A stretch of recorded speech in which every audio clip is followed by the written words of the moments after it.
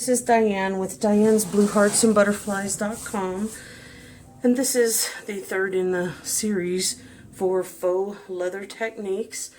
And I got this idea from Erica Serwin. I saw some cards that she had made, and I really just fell in love with them.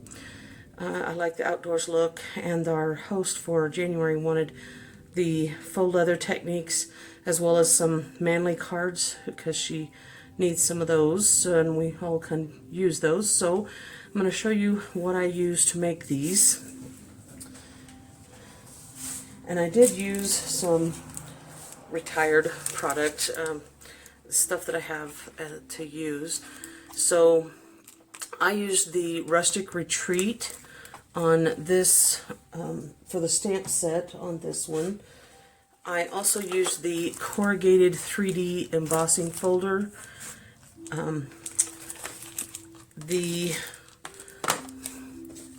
I didn't have the one in the current catalog that has the grass all the way across, but I did have this retired Best Catch set that has the dies that go with that, and I went ahead and used that for this card, as well as the heirloom frames and dies that I got from the last catalog.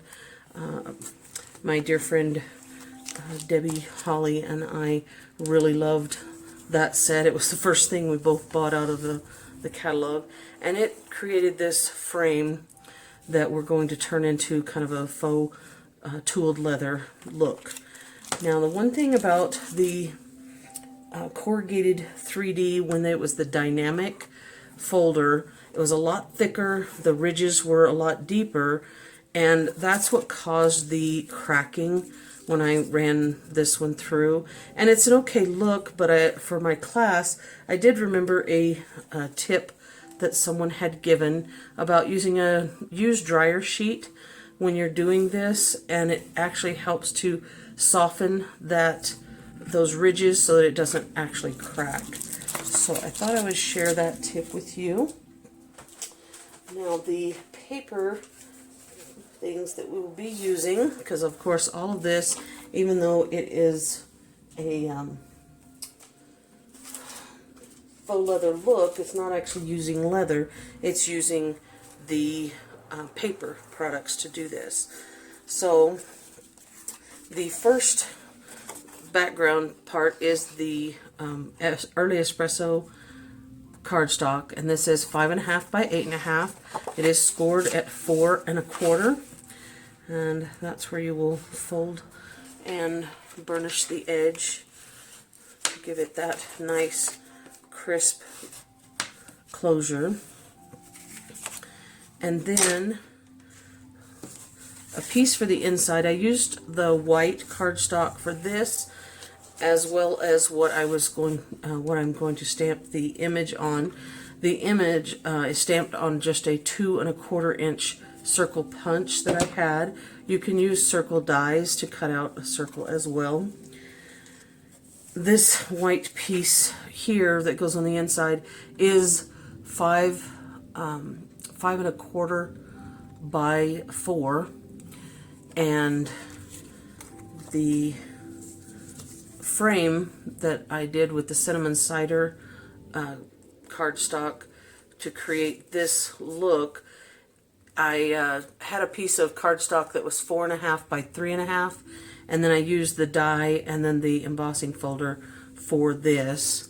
I had some Just Jade scraps that I cut 2 of these out, and you can see on here I just kind of cut one so that it looked a little different, and we'll do that here a little bit. Now, I had originally thought that I would use soft suede, but when I went and did the technique on it, it made it very dark, pretty much like the early espresso, and I wanted something that was a different kind of leather look, so I tried the cinnamon cider. And then you'll need some linen thread that you'll be wrapping around here. I wanted to talk a little bit more about this cardstock piece that we're going to run through the corrugated folder. Now, the corrugated folder, whichever side that you're going to have the ridges or the bumps on, that direction is going to pull more, so you need to make the width of it longer. Or if you're going to be doing the ridges going up and down, you need to make this height to be a different size, a little bit longer, about 1/4 of an inch longer, because it sucks it up when it's just creating those 3D images. So this crumb cake cardstock I cut at 5.5 by 4, so that I could run it through and it would suck it up so that it still gave a little border around there. So I am not going to make you guys go through. So I went ahead and did this through, and you can notice that it did create the ridges, but it didn't crack it like it did on my original one, in case you can see those. Now, I did take an old 1/2-inch circle punch that I had. You can use pretty much any punch that you want. But I put this in here, and I just want to get about half of that circle in there. And I want to make sure that I keep it about the same distance from the end on both sides. I want to create that. So I'm going to punch one on this side, and then I'm going to turn it around and do about the same kind of a distance from there to the bottom that I did on the other side, and punch that one as well. This is going to give you that place where you're going to wrap your twine. And so got that, set that off to the side, and this piece, sorry, the door just blew open.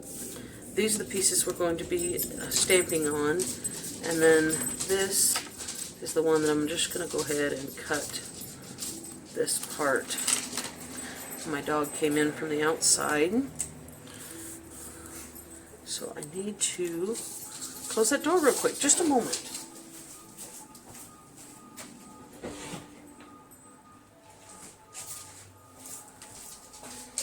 I apologize for that. So while we are here, let's go ahead and we'll stamp on these. The deer I am going to color, so I want to use the Memento Black to stamp that deer image on the circle. And again, you're just tapping onto here. You don't want to really press in, because you would get it beyond that raised image. You just want to make sure that there's plenty of ink on the raised image. And then we'll stamp your deer onto that circle. And then we can set that aside, and then we'll come back to color that one. And then on the inside, I want to make this kind of a birthday card, and I would like to use, again, those Rolling Hill trees for this inside part. So I'm going to use the Just Jade, which matches the grass pieces that I cut on the front side, and I'm going to just kind of stamp those across the bottom here, creating that area that I want. And then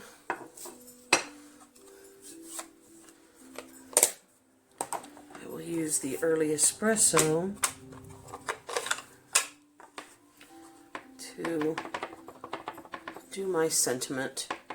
And this is the happy birthday that's just in this set. Got a little crooked, but that's me.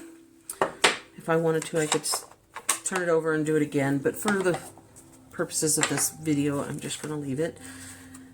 Then the other part that we're going to want to work on is instead of the coloring, is learning this technique with making this look like the hard tooled leather.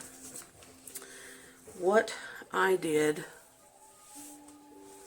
and I forgot to grab it again, apologize.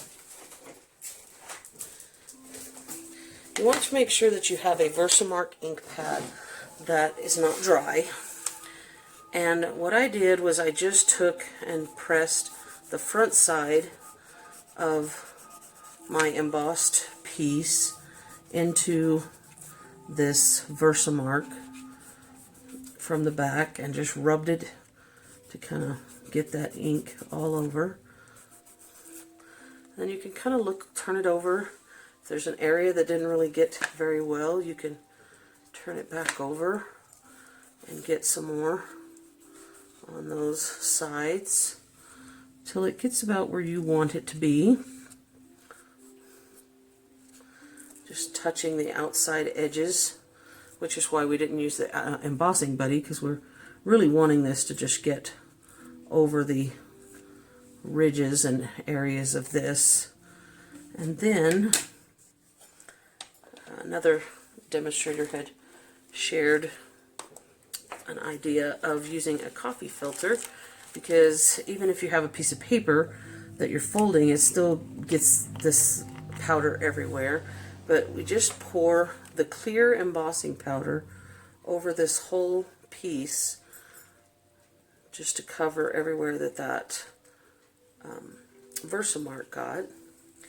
And then with using the coffee filter, you can just tap this off back into here and then use this to get it back in. So it kind of looks cloudy right now. I'll just take and put this back into the little holder. I'm going to get that off to the side. And again, we'll be using the heat tool to set the powder. And again, it's going to be a little bit loud. I just wanted to be able to share it with you so that you can see how it turns out and how it melts. And one thing about this is if you want it to have a little more as it starts turning, you can actually, once it dries and cools down a little bit, you can repeat that step again and have it even be more, or get areas that you may have missed. I hope that you can hear me talking over this. But it just creates that real shiny, like the dark, hard leather that people have on some of their belts and wallets and different things. So if you had an area that you missed that you really wanted to get, you could, once this is cooled down a little bit, to repeat the process and put the Versamark where you missed it and put some more of the powder and again reheat it. But this is what I wanted to kind of get done. So let me start putting this together so we can show you what it's going to look like. And I'm not going to color the deer at this time.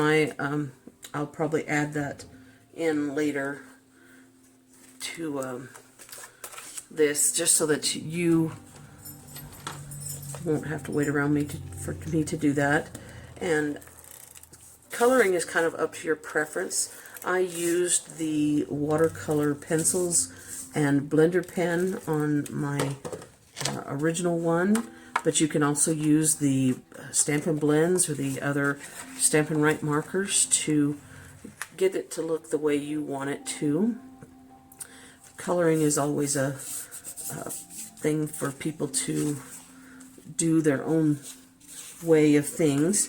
Now, again, when you're dealing with things that you've run through embossing folders, the Stampin' Seal Plus, because the fibers have been broken down, it has a great tendency to grab the paper and tear and pull, and it gets wound up in here.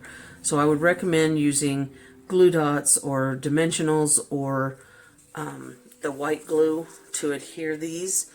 This one, because the frame, I wanted it to kind of stand out a little bit, but also because there are such big grooves here, I decided to use the dimensionals on the back of this piece like it would be a frame. And so let me put those on there real quick.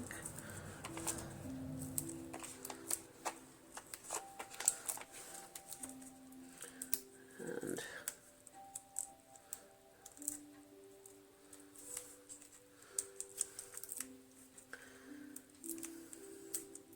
I have a lot of these kind of techniques and cards because my guys in my household are very outdoorsy, and one of my sons is very much a cowboy.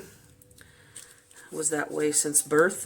We were city people, so I certainly didn't live in the county or out in the country for him to do that.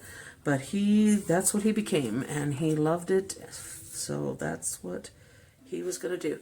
Now this one, after I color it, it kind of gets tucked in here, and you can put dimensionals on one side and then just glue on this other side so that it kind of raises it up however you like. And then you also have your grass pieces that you'll want to kind of have in here. And I would probably use glue dots for these. Let me just stick this here so I can see what it's going to look like. So I would just grab the glue dots. And these are just the mini ones. And put them on a few places.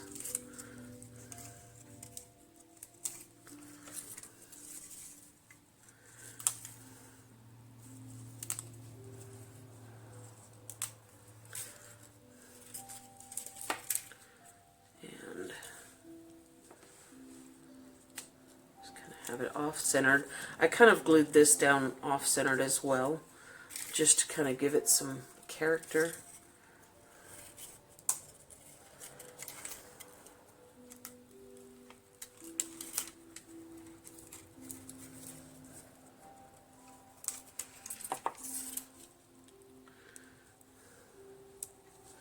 It's going there. And then I'm just going to pull this out so that I can move this.